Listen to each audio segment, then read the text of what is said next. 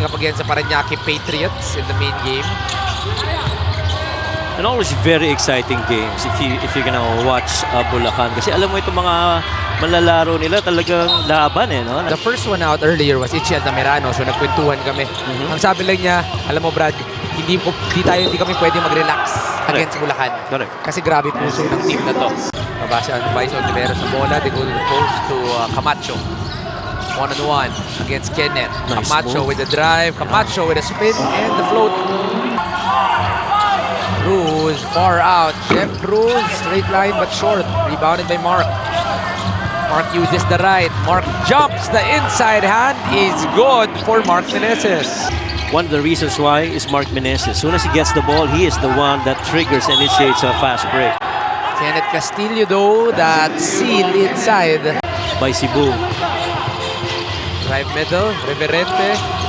Malalim, but no problem, says Don Reverente.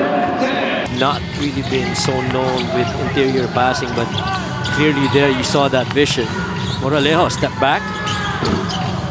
Josh Moralejo, the former Lyceum Pirate. Dun sa fast break na yun, but Barrera unable to get that shot in. 0 out of 3 in the ball game is Mark Barrera. But Can't get it to go. 0 out of 3 in the ball game. Kabilang panic tayo. It's been a quick-paced ball game. Read well by Aaron Jacob. medyo matamla yung pasa ni Simon Camacho doon. Maraming beses ka nakarating sa free throw, pero kailangan mo pa rin ipasok yung mga free throw na yan. Pero knock-off, meantime. That's good. Go to Don Reverente. 2 minutes and 44. Tamsi.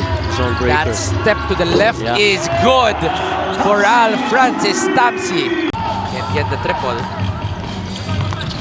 Medina runs it. Step through is good for the float. The former Marikina player. 18 to 11. They want that alley-oop. And another time, the brothers connect. 5 seconds remaining. Jacob, does he know it? Looks at the ring, stops, pops, drops! For Aaron Jacob!